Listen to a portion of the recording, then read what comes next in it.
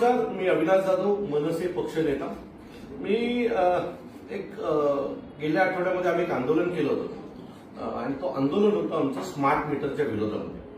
आणि स्मार्ट मीटरच्या विरोधात आंदोलन आम्ही करताना अनेक लोकांनी त्यानंतर आम्हाला त्याचे लाईटचे मीटर पाठवले आणि लाईटच्या मीटरची बिलं पाठवली, अनेक तक्रारी आहेत.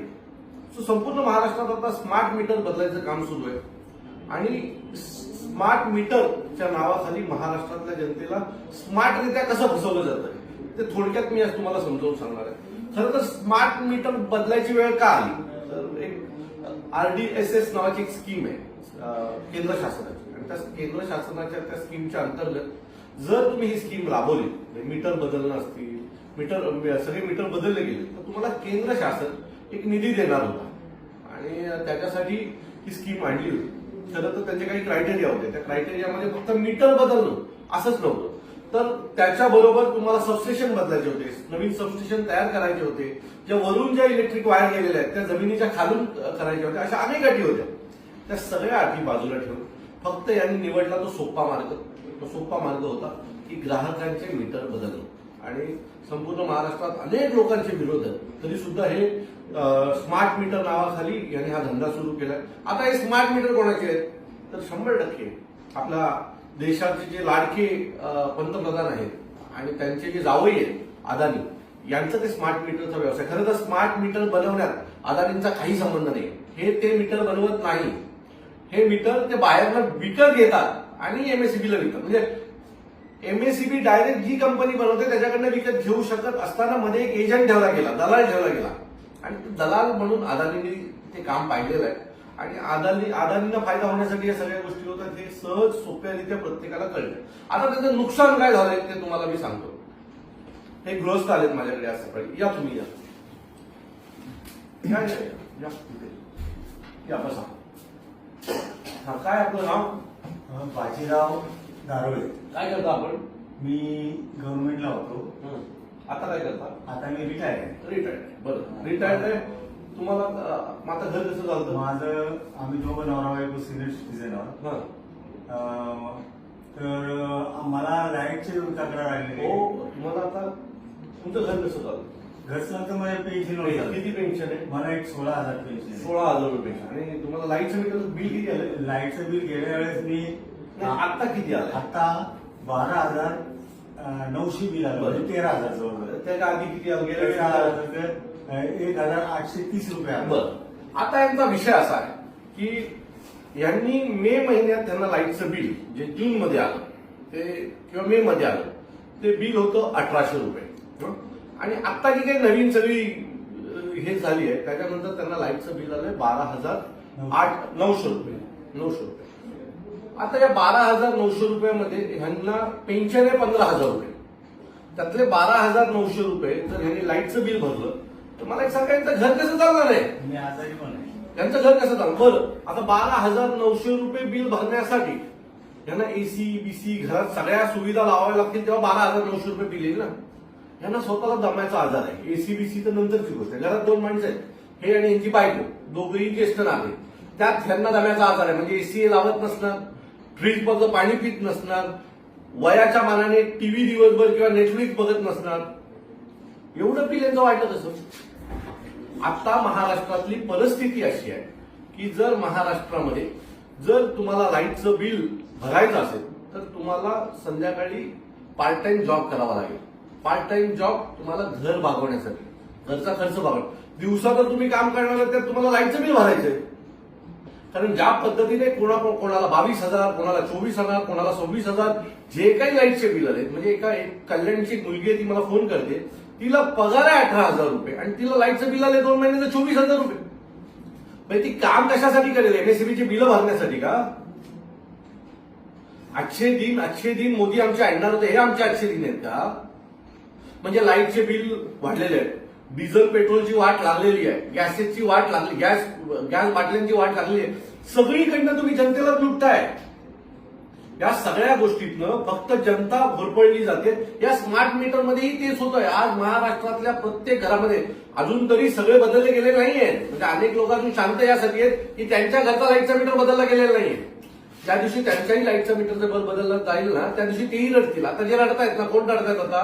ज्यांची मीटर बदलले गेले ते रडतायत. बरं, आता हे कंपल्सरी आहे का मीटर बदलायचं? तर बिलकुल नाही.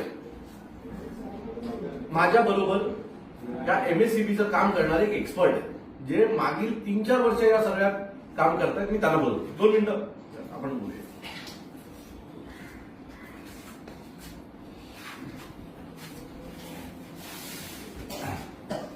आपलं किती नाव सांगा. नमस्कार, मी मंदार श्रीपाद भट, ठाणे येथील रहिवासी आहे. आणि ओव्हरऑल हा जो प्रकार बघतोय महाराष्ट्रभर स्मार्ट मीटरिंग करण्याचा एमएससीबीसीचा जो भाग आहे तो कशासाठी, याच्यावर मी गेली 3-4 वर्ष अभ्यास करतोय. तर यातनं अर्थात जसे साहेब म्हणाले तसंच दिसून येत आहे की एखाद्या खासगी कंपनीचे खिसे भरण्याचं काम चालू आहे. मुळात एमएससीबीसीएल असा क्लेम करते की केंद्र सरकारने जी आरडीएसएस स्कीम राबवली त्या स्कीमच्या अंतर्गत आम्ही स्मार्ट मीटरिंगचं काम करतोय. तर मला इथे सांगायला आवडेल की सगळ्यात पहिल्यांदा आरडीएसएस स्कीम ही कंपल्सरी स्कीम नाहीये. अख्ख्या देशभरातल्या ज्या काही सरकारी डिस्कॉम कंपन्या आहेत म्हणजे डिस्ट्रीब्युशन कंपनीज ज्या लॉस मेकिंग आहेत त्यांचा लॉस कुठेतरी रिकव्हर व्हावा यासाठी आरडीएसएस स्कीम ही केंद्र सरकारने जाहीर केली. मुळात ही स्कीम ऑप्शनल आहे प्रत्येक डिस्कॉमसाठी. त्यामुळे या स्कीमच्या अंतर्गत जी पण काही कामं केली जातात ही सुद्धा ऑप्शनल आहे. त्यामुळे एमएससीबीसीएल असा दावा करू शकत नाही की स्मार्ट मीटर बदलणं हे बंधनकारक आहे. ही पहिली गोष्ट. दुसरी महत्वाची गोष्ट म्हणजे आरडीएसएस स्कीम हिचा सनसेट डेट होता 31 मार्च 2026. हा महाराष्ट्र शासनाचा जीआर आहे आमच्याकडे, ज्याच्यामध्ये हे नमूद केलेलं आहे की 31 मार्च 2026 नंतर कुठलंही काम डिस्कॉमने केलं तर त्यांना केंद्र सरकारकडनं सबसिडी मिळणार नाही. याचा अर्थ असा की 31 मार्च 2026 ला ही ऑलरेडी स्कीम संपलेली आहे. त्यामुळे त्या स्कीमच्या अंतर्गत स्मार्ट मीटरिंग करणं हे सरासर चुकीची गोष्ट आहे. Yes sir. मला असं वाटतं की 31 मार्चला जरी स्कीमच संपलेली आहे तर तुम्ही का लोकांना बघा अदानीचे मीटर खपवायचे आहेत का तुम्हाला? बरं, यात असं आहे की जर मला माझ्या घरचा मीटर बदलायचा असेल तर गरज नाही मी अदानीचा घ्यावं. मी मार्केटमध्ये जावं, मार्केटमधनं कुठलाही ब्रँडचा मीटर घ्यावा, फक्त तो चेक करावा आणि तो लावावा. बरोबर आहे. आमच्या घराजवळ तुम्ही येताना अदानीचे मीटर का खांद्यावर टाकून घेऊन येताय? का अदानीच का तुम्ही प्रमोट करताय? बरं, ही जी मुलं काम करतायत, ही सगळी मुलं जी काम करतायत ना, ही सगळी मुलं स्वतःहून सांगतायत की आम्हाला आमचे अधिकारी बळजबरी करतायत. आम्हाला सांगतात की जर तुम्ही मीटर बदलले नाहीत तर तुमचा पगार ह्या महिन्यात आम्ही करणार नाही, अशा रीतीने अधिकारी अदानीच्या दावणीला बांधले गेले. आणि अदानीच्या दबावाखाली हे सगळे खालच्या पोरांना, ती मराठी पोरं आहेत आपली, त्यांच्यावर दबाव टाकून त्यांच्यावर ही मीटर बदलण्याचं काम चालू आहे. आणि मग ते तिथे वाद होत आहेत, मार खात आहेत, अनेक गोष्टी होतात. मी माझ्या घरचा मीटर नाही बदललाय, त्यामुळे मला लाईटच्या बिलात माझ्या काही फरक नाही जाणवलाय. पण ज्यांच्या घरात मीटर बदलला गेलाय ना त्यांच्या घरात ही अडचण झालेली. आणि आज सोडा, पुढची 2-3 महिने ही बिलं कमी पण पाठवतील, पण नंतर जो काही बिलाचा घाट तुमच्यावर पडणार आहे ना ते तुम्हाला सहन होणार नाही. तुम्ही दर महिन्याला, मी मगाशी म्हणालो तसं, तुमच्या घरचा पगार हा लाईटचं बिल भरण्यासाठी असेल आणि तुम्ही संध्याकाळी पार्ट टाइम जॉब करावा लागेल ज्यात तुम्ही तुमच्या घरचा जो खर्च आहे तो काढू शकाल. आता याचा स्कीम पण आहे. म्हणजे एखाद्या माणसाने स्मार्ट मीटर लावल्याच्या नंतर दुपारी सौर ऊर्जेचा वापर होतो, त्या दरम्यान तुम्हाला मीटरच्या युनिटमध्ये 80 पैशाचं डिस्काउंट द्यायचं. बरोबर ना? हे दिलं जाते का? बाकीच्या गोष्टी तुम्ही सगळ्यात चालू केले, पण जेव्हा ग्राहकांना एखादी गोष्ट द्यायची वेळ येते त्यावेळेला ते तुम्ही देत नाही. या सर्व गोष्टींचा आम्ही विरोध करणार आहोत. महाराष्ट्र नवनिर्माण सेना या जी काही महाराष्ट्रातला हा आरडीएसएस नावाच्या स्कीमच्या नावाखाली जो भ्रष्टाचार अदानी करतीये किंवा एमएससीबीचे अधिकारी मंत्री महोदय जे करतायत त्याला आम्ही कडाडून विरोध करणार आहोत. या महाराष्ट्रामध्ये ही गोष्ट आम्ही खपवून घेणार नाही. त्याच्यामुळे याच्यापुढे आमचं आंदोलन हे अतिशय तीव्र असेल. आतापर्यंत अनेक लोकांनी आम्हाला हे सगळं पाठवलेलं आहे, जी बिलं आहेत ती सगळी बिलं कलेक्ट करण्याचं काम आम्ही आता करतोय. आणि एकदा ही सगळी बिलं कलेक्ट झाली की एक भरगच्च मोर्चा आम्ही खात्रीने सांगतो की मंत्रालयावर आम्ही काढणार आहोत. ही सुरुवात आहे. आत्ताच सरकारने बदलावं. हे काही जी काही गरीबाची पिळवणूक ह्या माणसाने ह्या महिन्यात करावं काय? लाईटचं बिल भरायचं की औषधं, कितीची औषधं घेतात? 6,000ची औषधं. त्याने औषधं घ्यायची, लाईटचं बिल, बायकोला 3,000 लाईटचं बिल भरायचं की घरी जेवण बनवायचं, हे तुम्ही ठरवा.